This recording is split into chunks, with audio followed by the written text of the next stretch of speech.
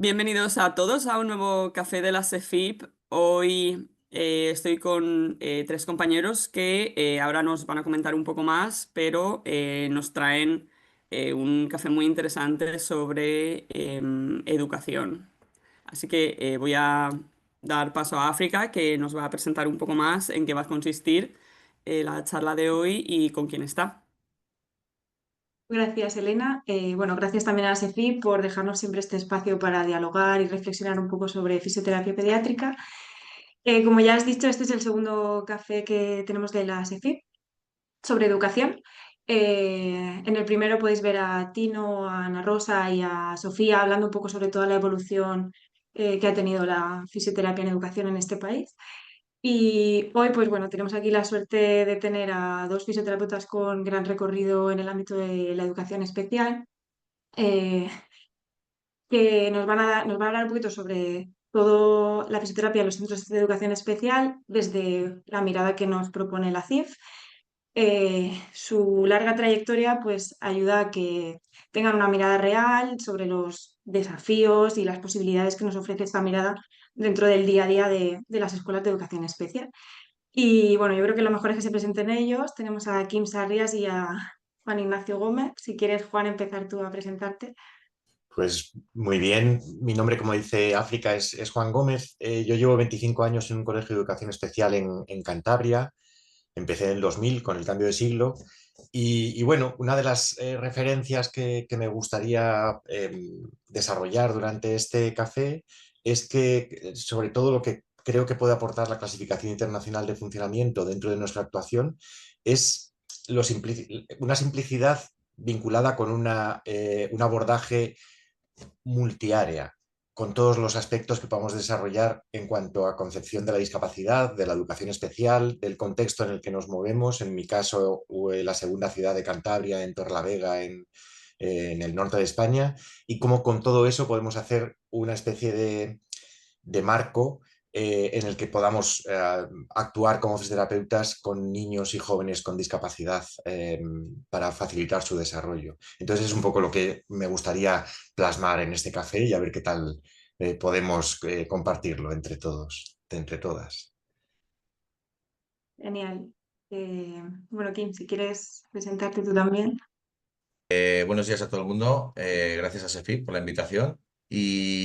Bueno, siguiendo con lo que comentaba Juan, llevo pues unos meses más que él en un centro de educación especial, en Barcelona concretamente. Y sí, la idea de la charla es el poder hablar de cómo ha evolucionado, cómo ha influenciado la introducción de lo que sería la CIF dentro de lo que es el entorno educativo especial y toda la evolución que hemos ido haciendo con las ganas y con las batallas que hemos tenido para poder conseguir realmente aquello que necesitan estos alumnos. Claro, porque con toda esta trayectoria que tenéis vosotros, habéis vivido de pleno todo el cambio que supuso la CIF, ¿no? Este enfoque y esta visión. ¿Cómo ha cambiado, Juan, si quieres empezar tú a contarnos un poco cómo ha cambiado, pues bueno, pues cómo cambió en la práctica la aparición de la CIF? Lo primero que me gustaría resaltar es que la CIF no es una herramienta estática, sino que es una visión y un desarrollo de ideas dinámico, que no hay una institución que diga cada año qué es lo que recomienda la CIF, sino que hay un grupo de profesionales, de investigadores, de grupos de ideas que van definiendo el concepto de lo que es esta clasificación y cómo se puede aplicar en el día a día. En mi caso, yo venía de una formación biomecánica de fisioterapia en la que troceábamos a los niños y a los jóvenes en articulaciones, huesos, músculos y aspectos anatómicos, y caí de lleno en un colegio de educación especial, siendo mi segunda experiencia laboral después de haber estado en geriatría y en cosas relacionadas con neurología un poco, pero fue un chapuzón. y me di cuenta que todo eso era insuficiente completamente. Dentro de la clasificación internacional de funcionamiento, todos estos aspectos anatómicos tienen que ver con un marco que sí que se le da importancia, pero que no es el fin, sino que es uno de los elementos y son las estructuras, ¿no? Pero después había que hablar de otra serie de cosas como las funciones, las actividades, la participación, el funcionamiento y todo eso.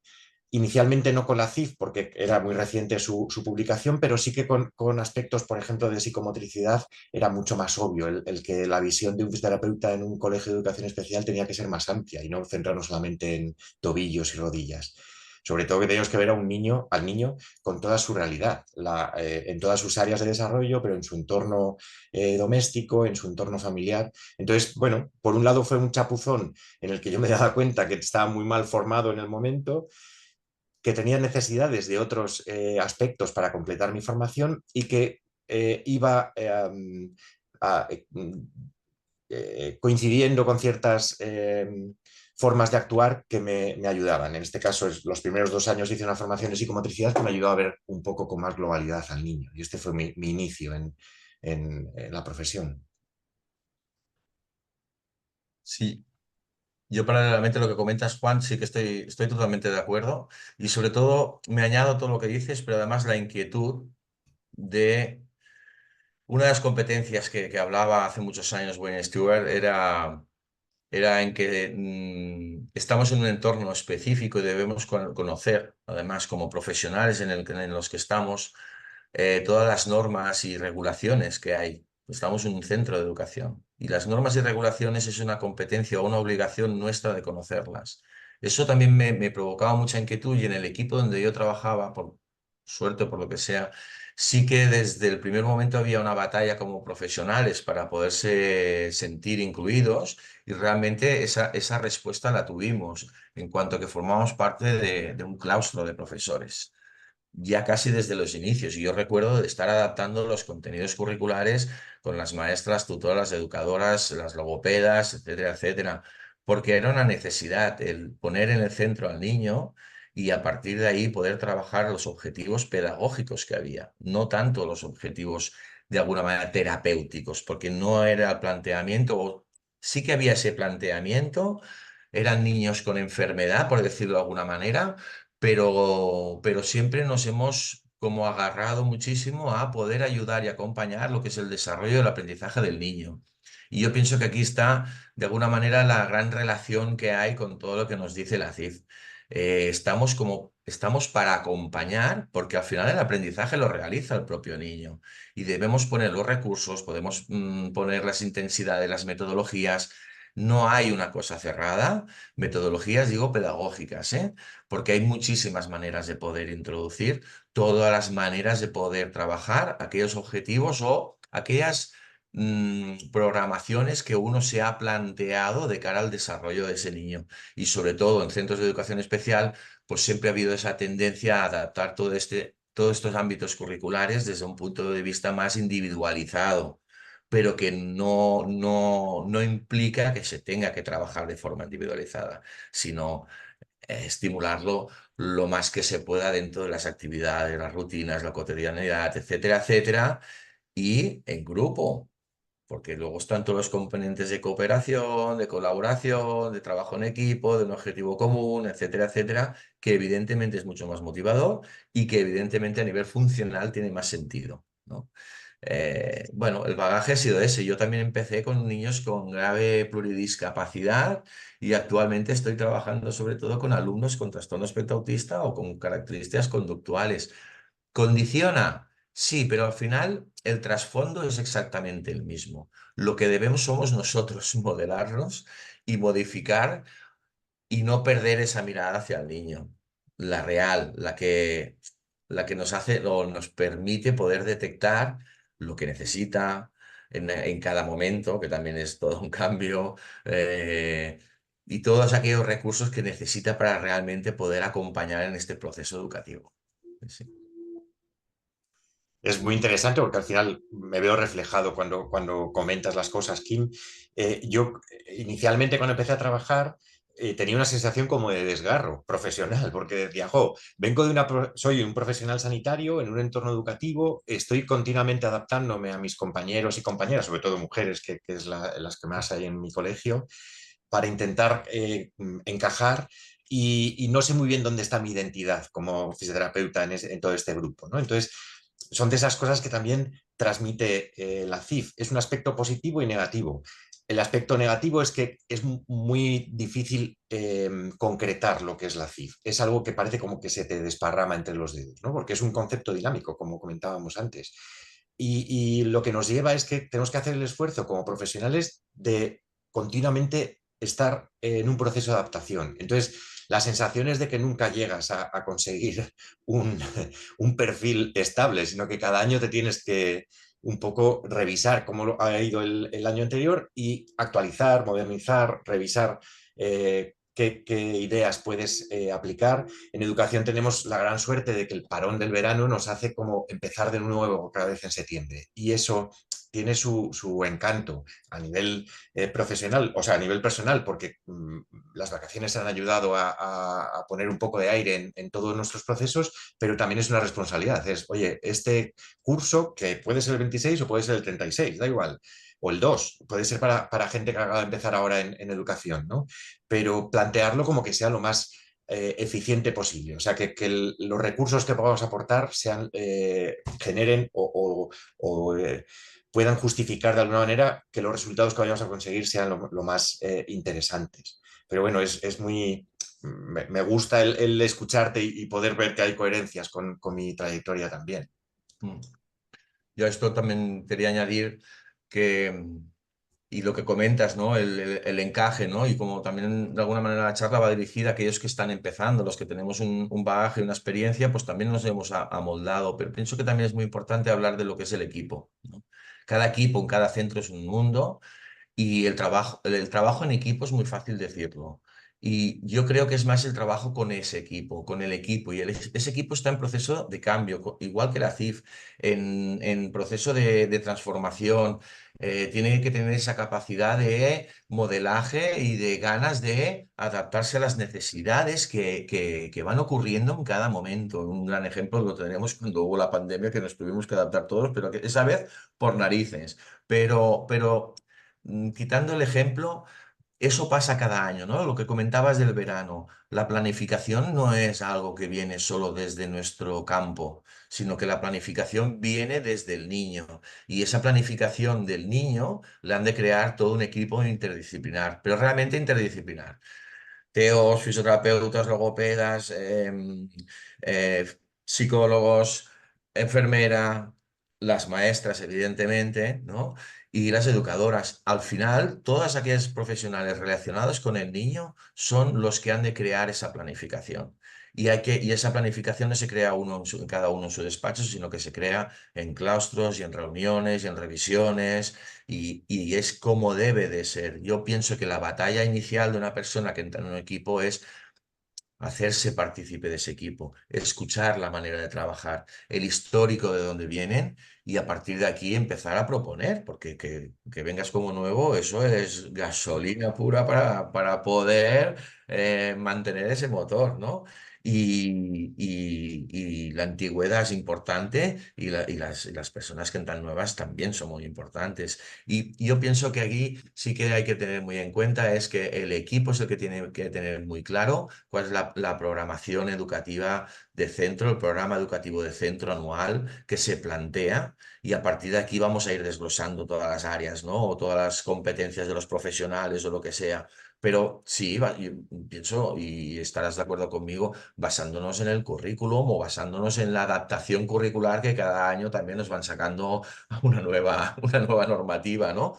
Pero es positivo porque al final la intención es el poder mejorar, porque la educación también es un proceso, la manera, la metodología, todo el tema de la tecnología, todo esto es un debate constante, llega la herramienta, pero no se sabe ni cómo usarla, y luego hay que tirar para atrás, pues pasa exactamente, pero tenemos que ser prudentes, utilizar la evidencia científica para dejar de hacer aquello que está evidenciado que no funciona o que no funciona para aquello que se había demostrado que en teoría funcionaba y no perder de vista precisamente estas referencias, pero a partir de aquí ayudar y desarrollar y crear esa planificación necesaria.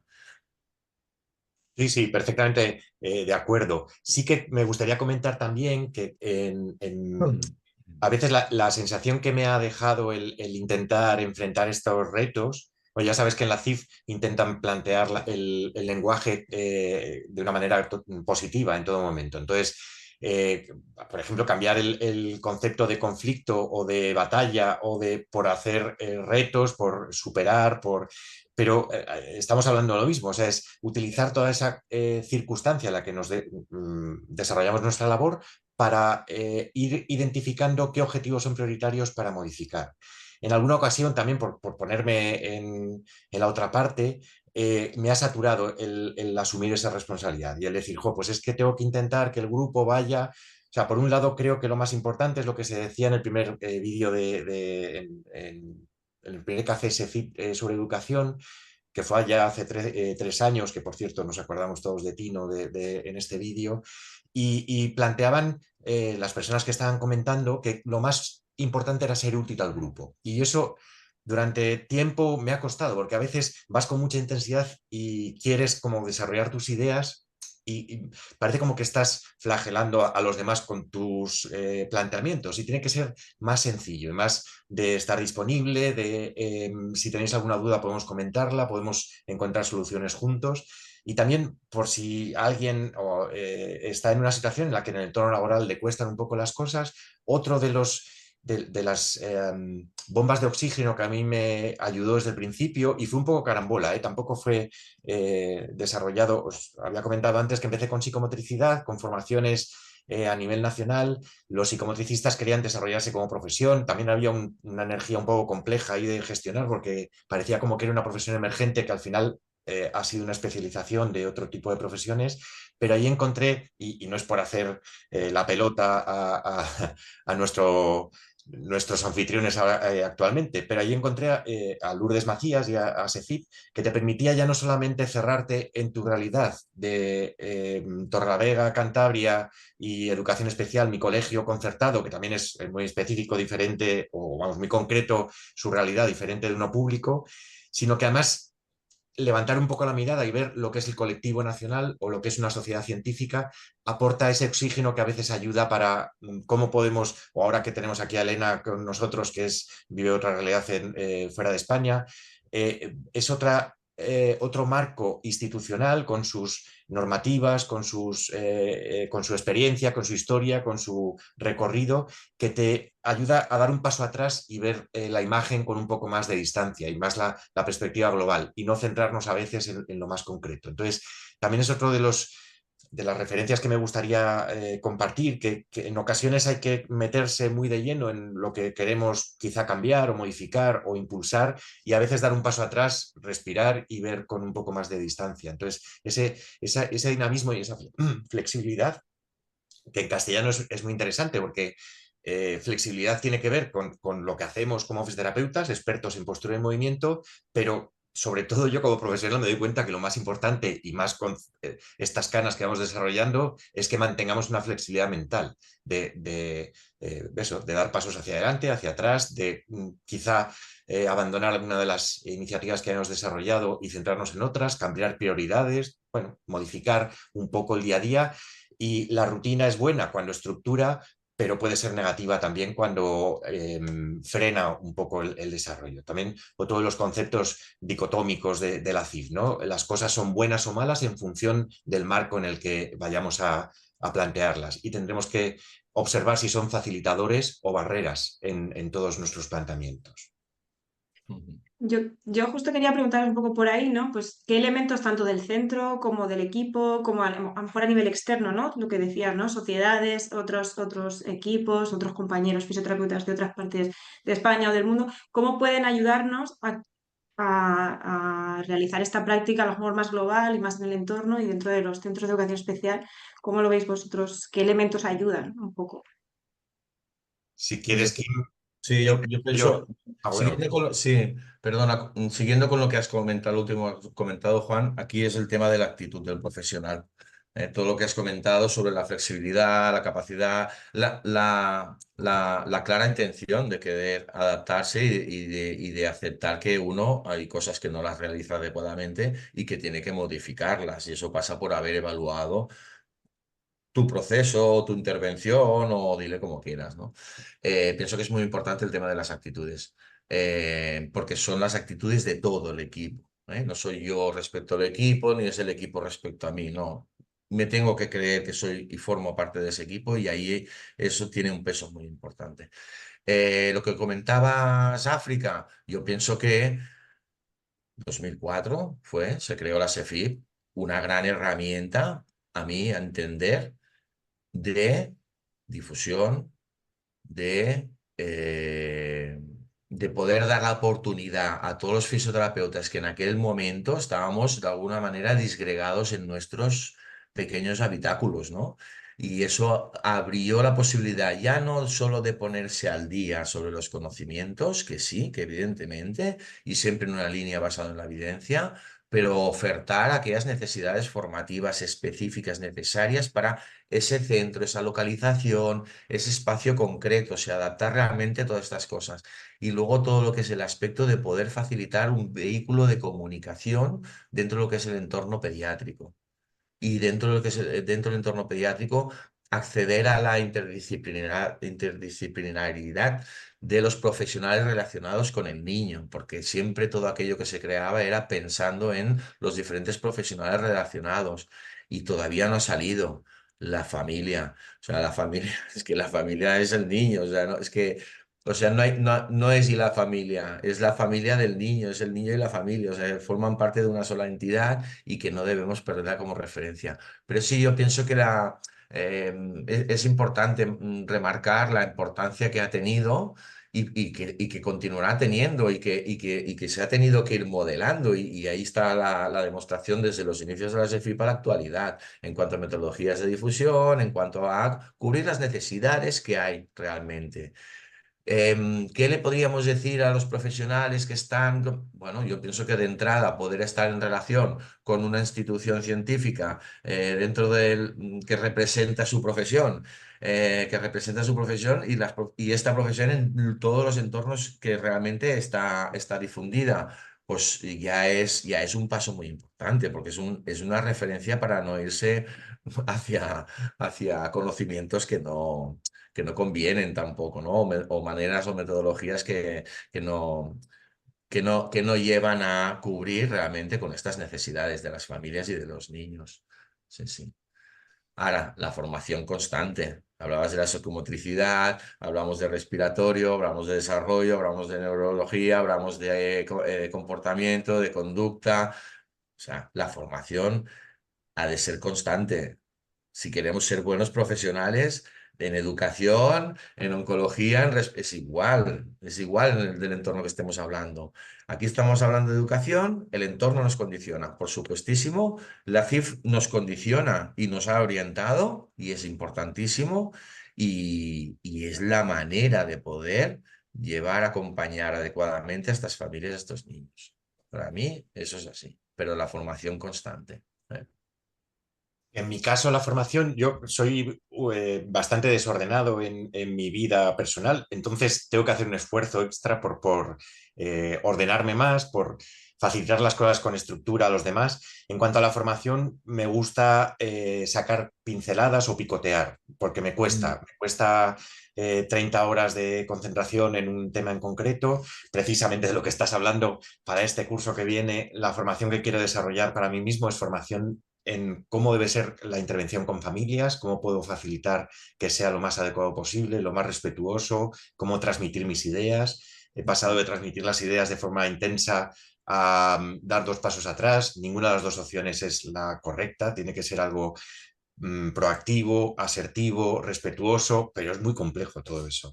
Y otras cosas Sí. porque las familias después de los años me siguen eh, generando una sensación de responsabilidad que no me hace actuar de forma natural. Entonces, quizá es mi carencia para el próximo 2025-2026 que quiero pues por lo menos apuntalar de la mejor manera posible, ¿no? Y evolucionar es precioso también, el poder evolucionar como profesional y como persona a la vez. Y es necesario en nuestro trabajo, porque por lo que comentabas, estamos trabajando con niños, pero con niños y sus familias, con su bagaje, con sus emociones.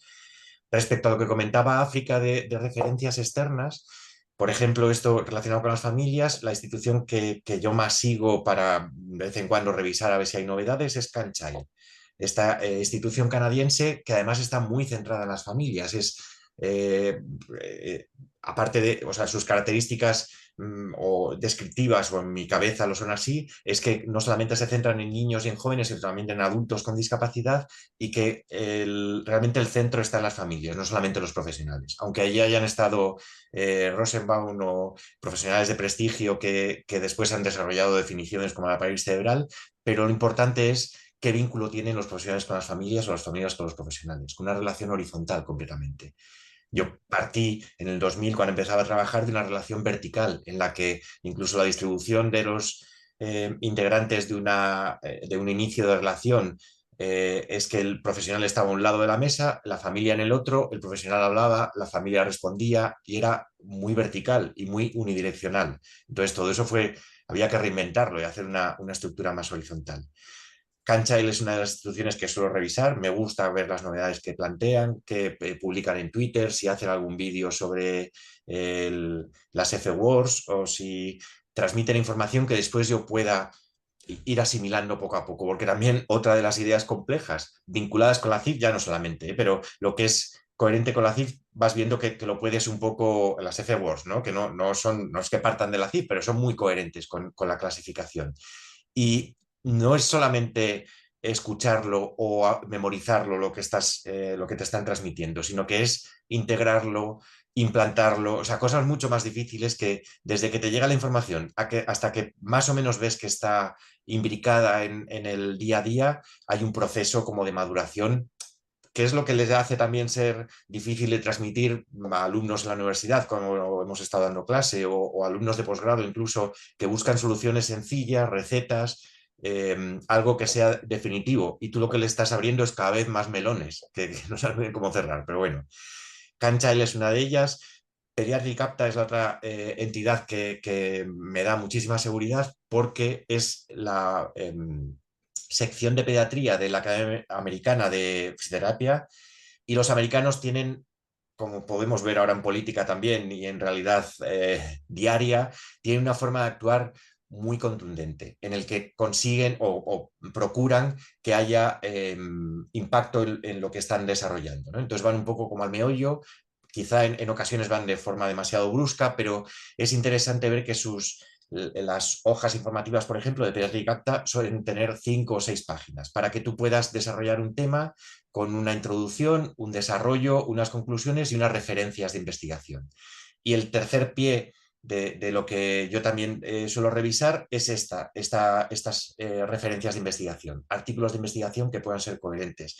Muchas veces, si no sé muy bien por dónde empezar, ahora mismo lo estaba haciendo para enmarcar un poco este café, lo que hago es hacer una búsqueda en Medline a través de PubMed con las palabras de International Functioning Classification y fisioterapia, parálisis cerebral, trastorno espectro autista. Solamente con esta combinación entre la CIF y una patología ya me empiezan a llegar artículos que empiezo con el título, después con las conclusiones, después la metodología. Ya sé que lo hago al revés el orden, pero es lo que me da resultados. Y de ahí voy sacando ideas que me puedan ayudar ya no solamente a cómo actuar yo, sino cómo a justificar en un grupo de trabajo cómo podemos plantear las cosas. Antes hablabas de trabajo transdisciplinar o de la actuación con niños con trastorno espectro autista.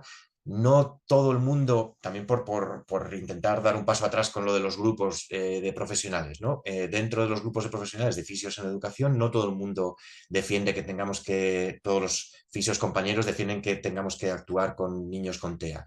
Pero en mi opinión, si están en mi colegio, tengo que actuar sobre ellos. Que después pueda llegar un terapeuta ocupacional e integrarse en el grupo y también hacer una actuación, pues también, pero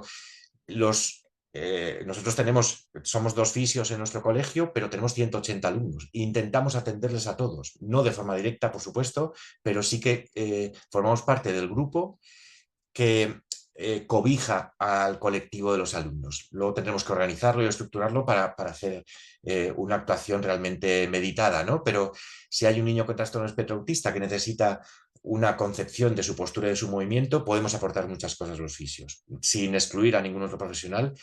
También buscaríamos esos artículos de trabajo transdisciplinar y quizá tendremos que combinar nuestra actuación con logopedas internos o externos. Lo que nos abre es la estructura. Después podemos desarrollarla con los profesionales que tengamos dentro del colegio, en el entorno cercano al colegio, profesionales externos que a veces atienden a los alumnos. Esto ya después habría que colocarlo, pero no nos cerrarían ninguna área de actuación.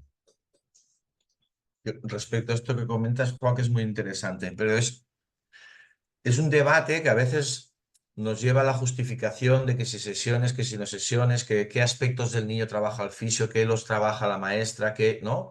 Y sin querer, ¿eh? Y ya empezamos a segregar, ¿no? Empezamos a segregar esto es del fisio, esto es de, ¿no? Al final todo esto nos lleva a estas cosas y las personas que están empezando, yo pienso que lo que tienen que apostar muchísimo es por poder trabajar el equipo.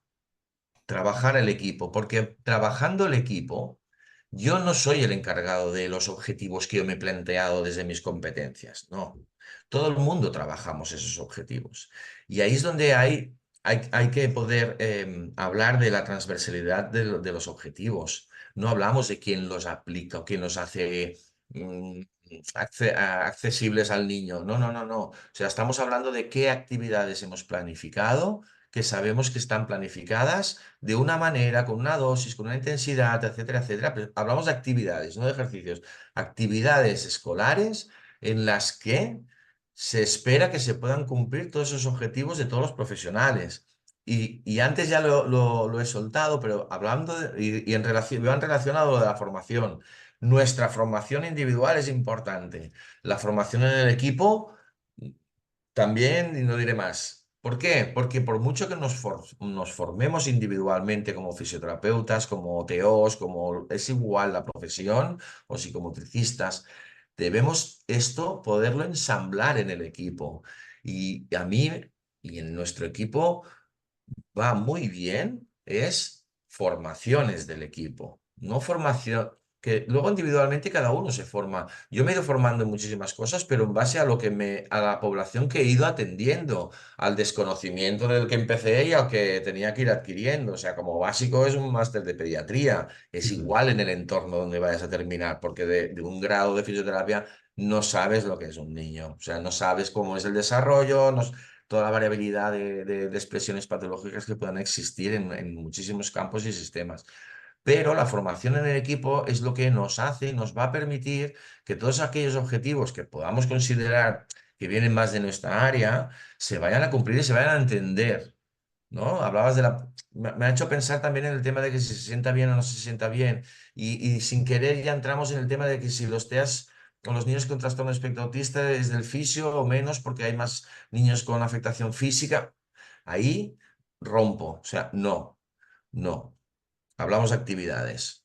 Y a partir de actividades, yo participo de todas aquellas que a lo mejor he propuesto yo, con lo cual me coordino con los demás para que se puedan cumplir y cada uno le va a llegar aquello que necesita para que se cumplan esos objetivos. Es decir, haremos accesible las actividades, eliminaremos las barreras tanto por ausencia como por presencia, pondremos los soportes necesarios para que esa actividad, función de participación se cumpla con la máxima eficacia específica de ese niño, porque al final lo que buscamos es que esa tarea pueda salir.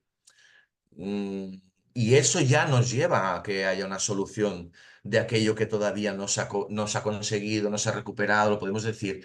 Y nos lleva también al concepto de que seguimos pensando erróneamente en objetivos específicos y aislados, a pensar en objetivos dentro de las actividades, las rutinas. Y ahí es una dificultad constante, es una batalla constante, tuya, mía, todavía, ¿eh? ¿Por qué? Porque no podemos olvidar que ese quino tiene que disminuir porque sabemos que afecta a la eficacia, a la estructura, a muchas cosas, pero dentro de las actividades que realiza. ¿no? O sea, no es cuestión de colocarle esa corrección y dejarlo quieto para que se le... No, no, no. Dentro del contexto, la significación, dentro de ese espacio, dentro de actividades variadas. La variabilidad de las actividades es muy importante. Hay que buscar, sobre todo, actividades que partan de los intereses y necesidades de los niños, no al revés, ¿no? Entonces, a partir de los intereses y necesidades del niño, si partimos de qué haremos en educación física o qué objetivos puedo meter míos en educación física, ¿no? No al revés, ¿no? Y sobre todo partiendo de esa población con la que te encuentras y esa tutora y esa educadora y la capacidad y desarrollo que tiene esa tutora y esa educadora, qué capacidad de comprensión tiene de lo que yo le intento traspasar. Es que no es fácil, es súper complejo, pero nos lo ponemos más difícil cuando lo miramos solo desde nuestra mirada individual y desde nuestra profesión. Sí, sí, Eso no lo olvidaremos nunca, aunque la mirada la tengamos sobre el niño y desde el niño miremos al resto, ¿no? Que son el resto de profesionales en relación a las actividades, los buenos días, la hora de comer, la hora del patio, la hora, ¿no? Que sí, eso, sí. que eso es lo constante y eso es lo que ocurre normalmente. Yo, donde detecto más necesidades y donde puedo detectar más objetivos a trabajar, ¿vale? Es observando las actividades que se realizan habitualmente. Esa una. Trabajando en un centro de educación especial, a ti y a mí nos lo permite esa situación, porque estamos muchas horas ahí, conocemos todas las actividades y podemos organizarnos para hacer estas observaciones. Y en el inicio de curso, pues apostamos por estar toda una mañana entera en una aula, a la siguiente en otra aula, y a la siguiente en otra aula. Porque hay cambios, porque los niños vienen diferentes, porque hay nuevos, porque hay nuevas relaciones, porque hay... Y si ahí le añades la conducta y le añades, etcétera, etcétera, bueno, es complejo, es muy complejo. Pero ya te digo, y quiero insistir, para todo el mundo el trabajo en equipo es básico. Y, Sí, sí, y sí. paralelamente no olvidemos el Canchar y todas las informaciones que son muy interesantes. Yo antes he comentado la SEFIP, que de hecho ya referencia a todas estas buscadores o bases de datos que son interesantísimas y que hablan precisamente de todo lo que hay que tener en cuenta dentro de lo que es el entorno o el concepto del niño con diversidad funcional, discapacidad y la familia. Es que no lo separan en ningún momento y es súper interesante porque es que es importantísimo. Porque al final a la familia, ¿quién le pregunta alguna vez qué esperan de nosotros? ¿No? Sí, Les sí. da mucho miedo, pero no es una pregunta abierta de esta manera, ¿eh? Pero sí que es verdad que es importante tenerlo en cuenta, porque luego también damos recetas, aconsejamos actividades, etcétera, etcétera, pero es algo que nosotros proponemos y la familia ha de decidir, ¿no? Y estos conceptos sobre la familia pienso que son importantísimos, bueno, es que es el respeto hacia el niño y a la familia. Es el que nosotros los dos estamos en el mismo nivel, hablabas de entrevistas, ¿no? Formación en las entrevistas, cómo hay que posicionarse, en qué sentido es el diálogo. eh, no está una persona más arriba que la otra. Yo soy el profesional, tú eres la familia. Esa diferenciación es muy importante, pero estamos en el mismo nivel, ¿no? Yo no estoy ni más arriba ni más. Todas estas concepciones, a la gente que empieza, venga a formarse, porque... Y pienso que si se pueden formar junto con el equipo, mucho mejor, porque no hay equipo que funcione peor que cada uno vaya por libre. Y no hay niño que esté peor tratado que un equipo que cada profesional va por libre. Y ahí se genera mucha incertidumbre, inseguridad, no hay criterios claros en la misma escuela de cara a lo que viven las familias. Y eso es nefasto, porque esos sentimientos ya los tienen de por sí o ya los llevan de alguna manera dentro de su proceso de duelo, sus procesos de, de acompañamiento al hijo que resulta que tiene una serie de sintomatologías pues, que evidentemente preocupan y afectan a su desarrollo, pero si encima los profesionales no estamos coordinados, no pensamos o tenemos la misma mirada, es que es nefasto, ¿no? Tienen que ir las dos cosas unidas. O sea, es algo que se engrana y se acaba engranando. Dices, yo es que ahora no me veo capaz de hacer un máster de 700 horas. Bueno, no las horas que sean. Mm, ya saldrá el momento. Lo que no hay que olvidar es que aquello que nos inquieta, aquello que no nos permite trabajar de forma confortable y segura, hay que darle solución con la formación, es que no hay otra. O sea, y ahí hay que ponerle ganas, pero sí, insisto mucho con el tema del equipo porque es que, bueno, luego hablaremos de las dificultades o no. Sí, sí, que una de las cosas, si me permites, África, aunque seas la coordinadora, que me gustaría dejar claro para las personas que nos estén viendo y escuchando, es que nuestra intención no es cerrar capítulos aquí, sino abrirlos. Entonces, por un lado, otra de las cosas que comprendí en SECIP es que SECIP no es una institución en la que los socios recibimos de forma pasiva las actuaciones, sino que somos realmente eh, eh, partículas activas de lo que puede ser la sociedad y podemos enfocarla hacia un sitio o hacia otro, detectar necesidades o incluso desarrollarlas, o sea, sentirnos que dentro del marco de la sociedad podemos también desarrollar nuestras inquietudes personales, individuales y profesionales. Entonces, comentaros a los que nos estáis viendo o escuchando que si tenéis aportaciones que queráis hacer sobre ello a través de África, que es nuestra coordinadora en educación, podemos recogerlas dentro de la sociedad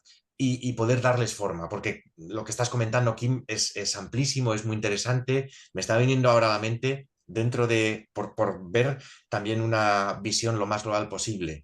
En mi colegio también empecé yo con niños con pluridiscapacidad y ahora la mitad de mi jornada la hago con niños con movilidad muy reducida y la otra mitad, por definirlos de alguna manera, la otra mitad con jóvenes con discapacidad intelectual, trastorno espectro autista e incluso problemas de conducta, con ejercicio terapéutico adaptado, con otra serie de herramientas, ¿no?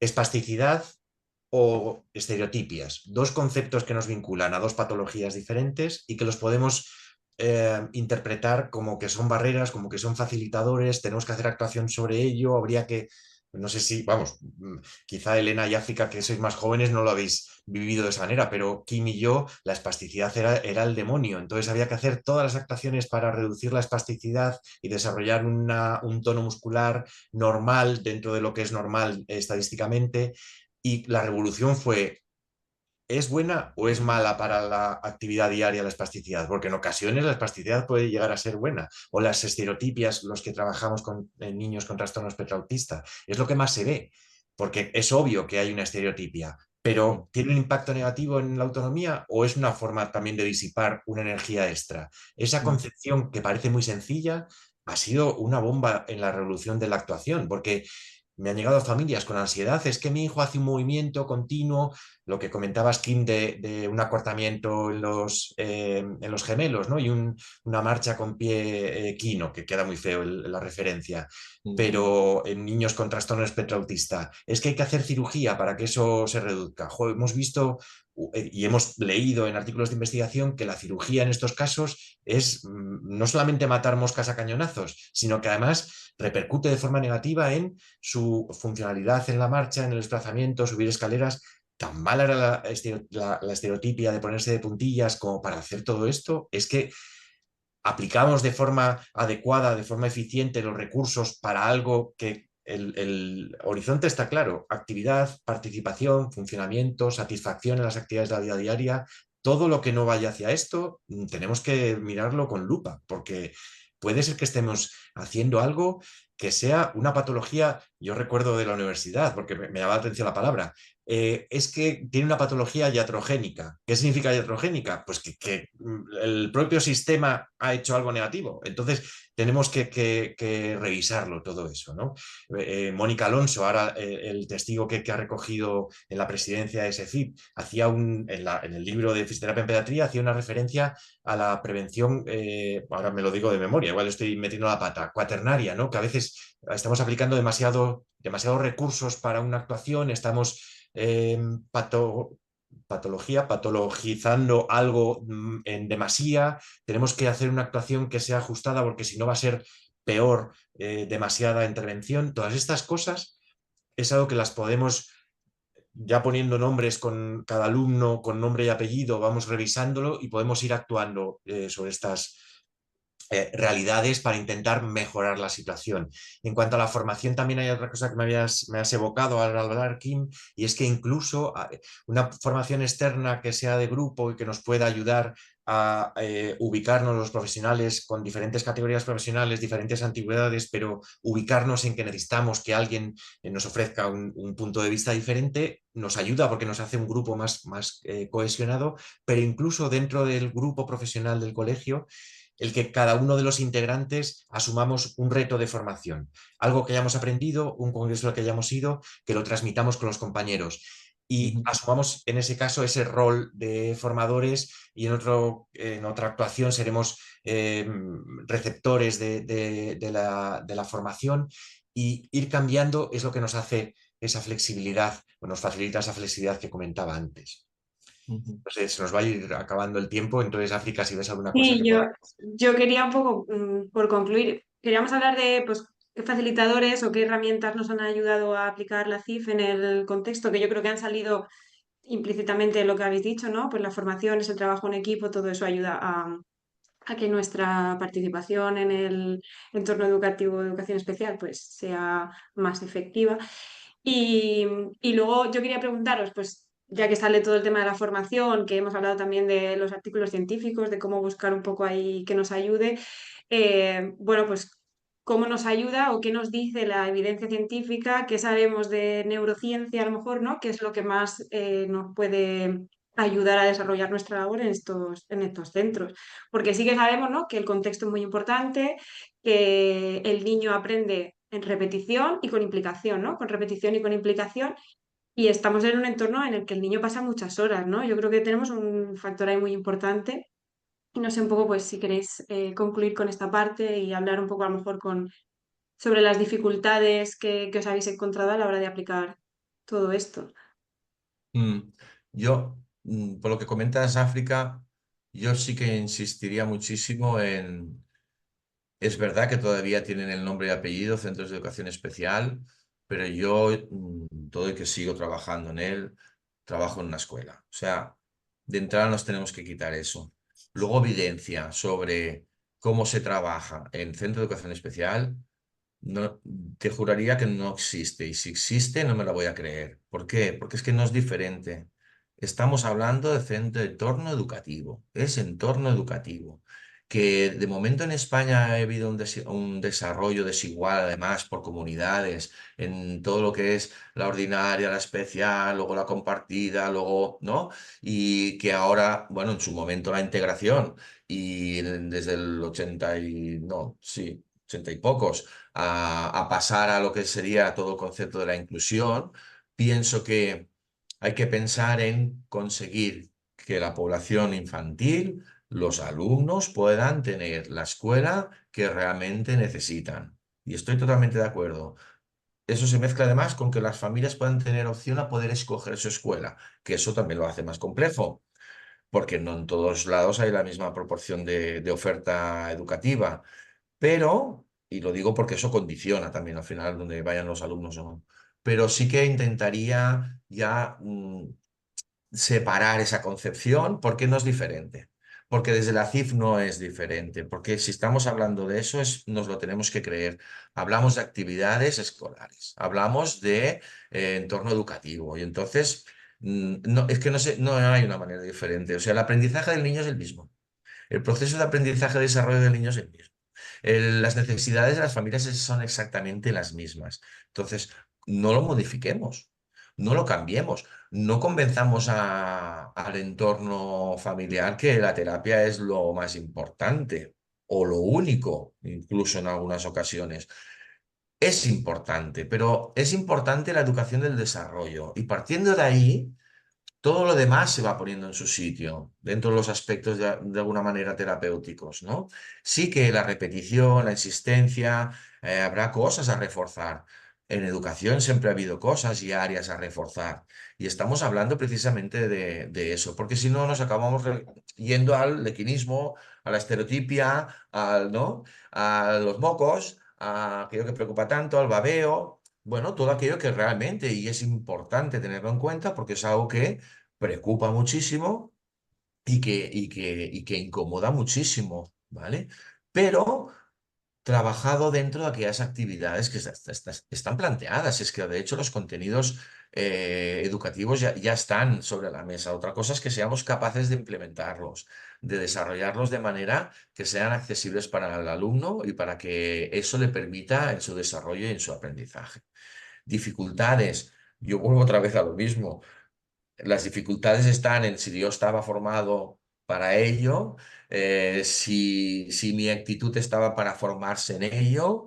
Bueno, también estuve imbricado y tuve la oportunidad y tengo que agradecer la oportunidad que se me brindó para poder participar de la creación de la SEFIP, lo cual me ayudó muchísimo en mi propia formación. O sea, me dio muchísimo trabajo, pero es que yo me he formado muchísimo gracias a ese gran trabajo de muchas horas que hemos invertido aquellos que desde el principio ahí estábamos, porque teníamos esas necesidades e inquietudes. Entonces, cuando hay una necesidad de inquietud, hay que poderla cubrir, pero la debemos cubrir nosotros. Y las dificultades quizá en introducirlo van desde el desarrollo del conocimiento propio, mutuo, personal, a que esto vaya acompañado de forma proporcional con el equipo. Con el equipo, porque es que si no, es que es inviable. Es inviable totalmente, totalmente, totalmente. ¿Vale? Y del equipo también decir que el equipo no solo estamos, digamos, los de atención directa, sino que está todo lo que es el equipo directivo y que potencie precisamente el desarrollo de todo este equipo y tiene que creer en ello, ¿no? Y las dificultades están también, o sea, vemos a veces los equipos directivos como, no, no, no, somos iguales, somos la misma, lo que pasa es que las competencias de cada uno son diferentes, pero debemos contar con ello y ellos cuentan con nosotros y es que todo esto es muy importante. Son contenidos, bueno, que ayudan a cumplir precisamente con todo esto. Yo las dificultades he tenido más en esto. Sí, sí, sí. En mi caso, el planteamiento es, bueno, pues, como hemos estado hablando en diferentes momentos, es similar, aunque con las características específicas de mi colegio. Sí que quizá por resumirlo un poco por encima, en esto, como estabas terminando ahora, ¿no? Con el equipo directivo, gente externa, en mi caso estoy en una fundación, entonces tenemos un jefe de personal. La primera dificultad que tuve es que repartían mi horario entre el número de alumnos. Entonces decía, oh, pues puedes atender 15 minutos a cada alumno y ya está. Y todo eso, darle la vuelta y planificar y decir, no, mira, necesito una hora por lo menos al día, si pueden ser dos, de planificación, coordinación, relación con mis compañeros. Mi responsabilidad va a ser llenarla de contenido también, o sea, no dejar pasar el tiempo en ese momento de atención indirecta o de preparación, pero necesito ese tiempo de pensar, porque nuestra actuación no va a ser una actuación de una ejecución sin pensar. Eso sería totalmente despreciar nuestras intervenciones, ¿no? Eso es algo además en lo que he podido ayudar a mis compañeras de profesoras, auxiliares educativos, educadores, en darles un poco de forma en cómo pueden hacer las programaciones al inicio de curso, las evaluaciones parciales, esa reflexión en educación especial en que estoy poniendo lo mismo porque el niño no ha evolucionado. Bueno, puedes poner objetivos que son similares pero con diferentes intervenciones. Ser útil sería quizá el ejemplo más claro de lo que podríamos aportar al grupo, como comentaba al principio y como observé en el primer vídeo de Café de SEFIP, ¿no? El que nuestra herramienta y nuestra superpoder para actuar en colegios, aunque seamos profesionales sanitarios, es ser útil al colectivo. Ser también respetuoso con nuestros compañeros. Antes estábamos hablando con los niños o con las familias, pero también con los compañeros. Hay compañeros que tienen dificultades eh, como sentirse ellos valiosos en el grupo y por eso tienen tantas reacciones de defensa. Y tenemos que quizá medir qué aportaciones podemos hacer, el hacerlo solo siempre desde el acompañamiento, no desde la dirección, el que podamos ser eso, distribuirnos un poco las necesidades entre todos. En trastorno de espectro autista, una de las dificultades que tenemos son los problemas de conducta o las, no se llamarán así ahora, se llamarán de una forma un poco más positiva, pero las características de conducta, cuando es un niño que está chillando continuamente, que se está autolesionando, si eso dentro del colectivo profesional podemos decir, oye, vamos a asumir que todos somos los profesionales que estamos alrededor de este niño, disipas esa angustia que puede tener un profesor que se pasa 6 horas al día o 5 horas al día con ese alumno y que les satura en algunas ocasiones, ¿no? El que podamos ofrecer esas actitudes profesionales de escucha, de acompañamiento, de naturalidad, de vamos a revisar cuál es la situación entre todos para buscar una respuesta también entre todos, y si algo no está funcionando, que no se vea alguien como culpable, sino que el equipo debería modificar cosas, cambiar el punto de vista. Con familias, ¿cuál es mi dificultad? Lo he comentado antes en formación, ¿no? Mi dificultad profesional, quizá ahora en la que yo estoy más sensible, es cómo afrontar el curso que viene con mayor conocimiento de la actuación con las familias. Las familias vienen con un proceso de duelo en la discapacidad, que en ocasiones tarda meses o años en producirse, y en ocasiones veo, ya con mi trayectoria, terminan la escolarización y veo que el proceso de duelo está todavía ahí dando vueltas, porque su principal interés, y ahora generalizo, pero quizá habéis tenido casos de este estilo, es que quiero que mi hijo sea igual que los demás, quiero que mi hijo evolucione igual que sus primos, quiero que haga las mismas actividades que harían otros niños a su edad. Son un concepto o una conceptualización de la situación de discapacidad que le va a generar muchísimo dolor, porque esto no es una carrera en la que se puede hacer un sprint y conseguir, fijaros esa definición que teníamos inicialmente en castellano de que tiene un retraso del desarrollo. Joder, ¿retraso qué significa? Que si aporto los recursos externos necesarios pueda sprintar y conseguir el mismo desarrollo. ¿Cómo puedo aumentar la velocidad? Es unas energías muy duras de recibir y muy duras de canalizar, de modular, pero es lo que comentaba Kim, las formaciones deberían ser mixtas entre profesionales y familias para que todos recibamos ese tipo de ideas.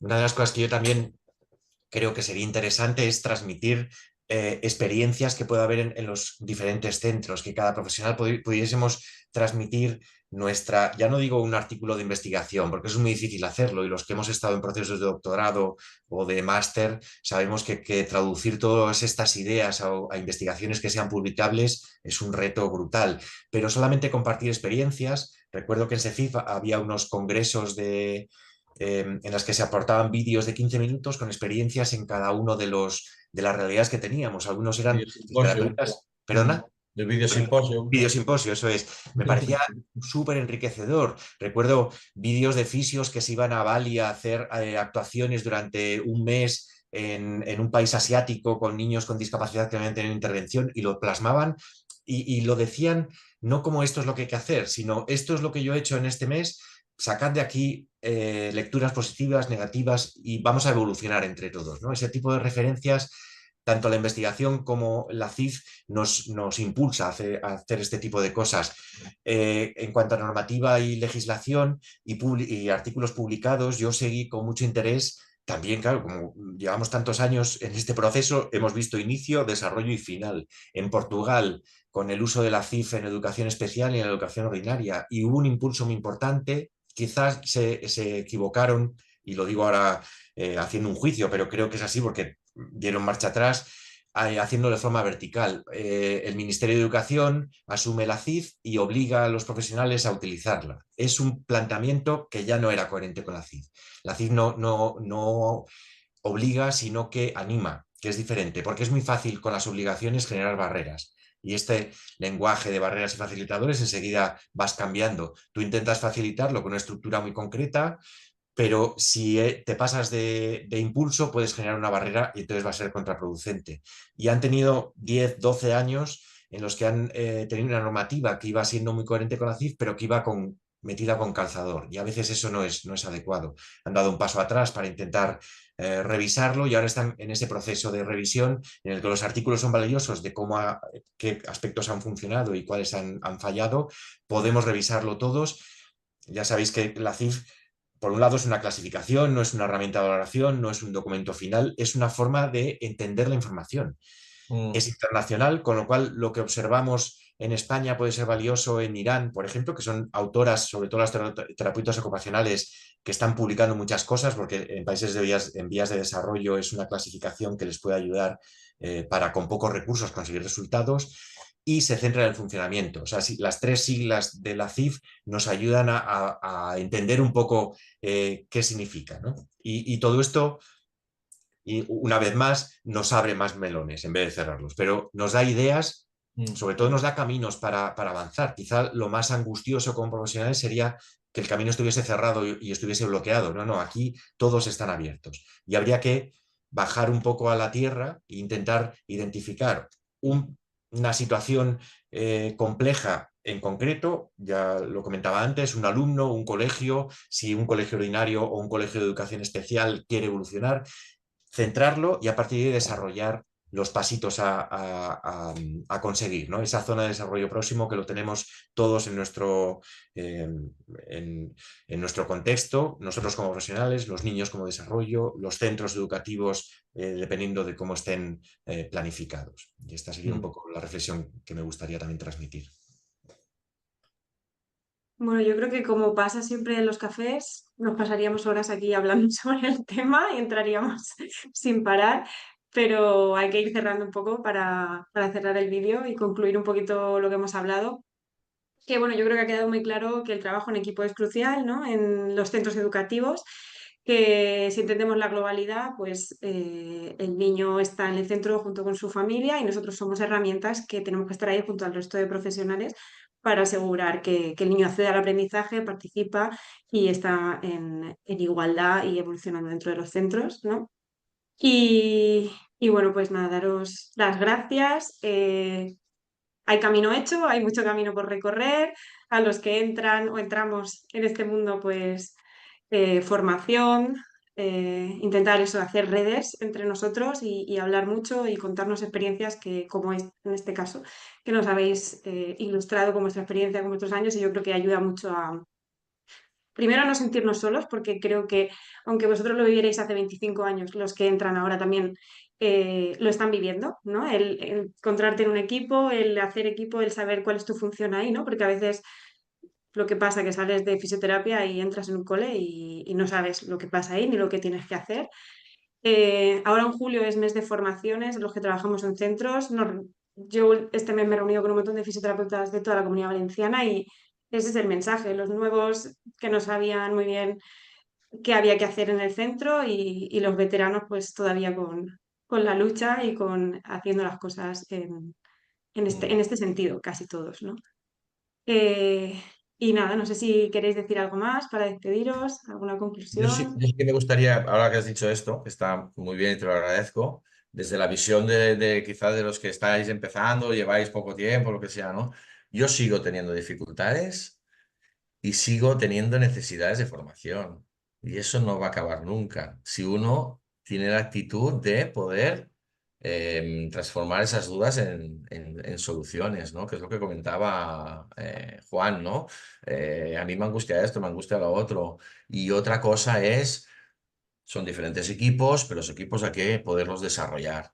Y eso, ahí estamos. Y si nos creemos que formamos parte de ese equipo, hay que poder, si no, pues proponer. Pero yo creo que lo que va muy bien, hablabas de conducta y tal, y es algo que está aumentando muchísimo. Quiero incidir también con eso. El tema de la conducta es la figura de la persona de formación psicológica, es muy importante en un equipo, de forma constante, no de despacho, sino que forme parte, que participe de las actividades, que pueda observar y describir como nosotros necesitamos y poder hacer supervisión. Es decir, reuniones de equipo en este niño acaba de romper o tirar la silla al otro.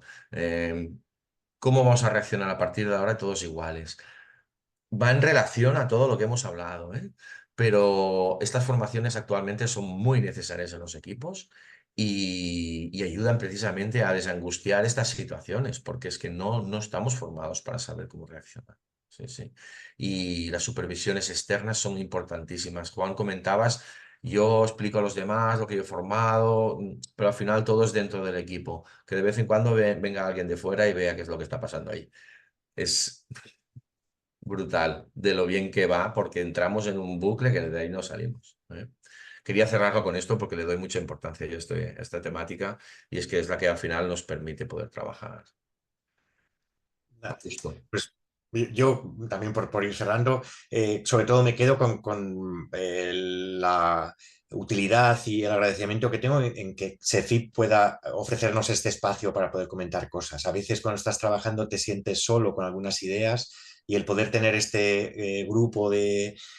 La SEFIP es una sociedad científica, pero con una identidad también, y es una identidad que nos va haciendo que el eco que vamos escuchando, lo que vamos planteando, nos reafirma en varias cosas, nos reduce quizá la importancia en otras, pero el que podamos con esta naturalidad, además, que no está centrada en, no es una entidad con ánimo de lucro que quiera hacer formación para después recoger fondos para hacer otro tipo de cosas, no, es como más etéreo. La ciencia no está relacionada con, y es lo que define a SEFIP, ¿no? No está relacionada con un aprovechamiento económico, sino que es mucho más altruista en ese sentido.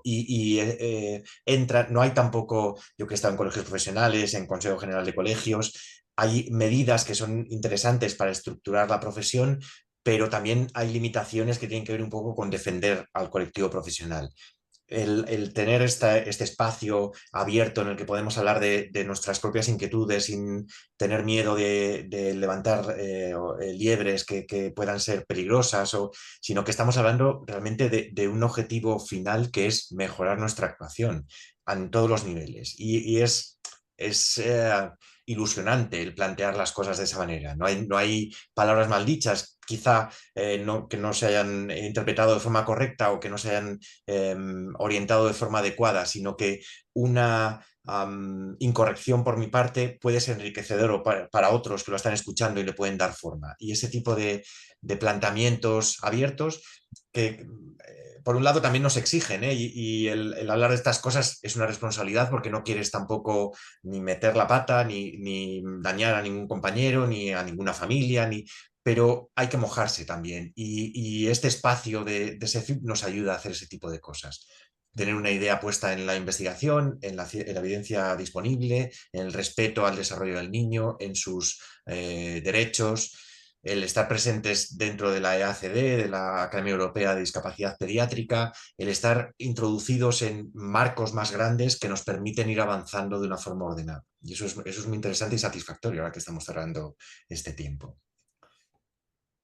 Pues sí, resaltar un poco esa parte de la SECIP, ¿no? Que aparte de divulgar e intentar pues, promover la práctica centrada en la evidencia que tenemos y juntar al colectivo y orientar un poquito todo esto, pues que también, como decías antes, el socio es una parte activa, siempre se aceptan que pues todas las propuestas, todas las necesidades que nos las transmitan y de verdad que se intenta dar solución a todas y se trabaja muy duro para hacerlo. O sea que yo invito a todos los socios de la SEFIP a que nos escriban y a que hablen y a que nos transmitan sus inquietudes y sus necesidades y a quienes no sean socios también, que pueden escribirnos y preguntarnos y que nosotros siempre estamos dispuestos en este sentido.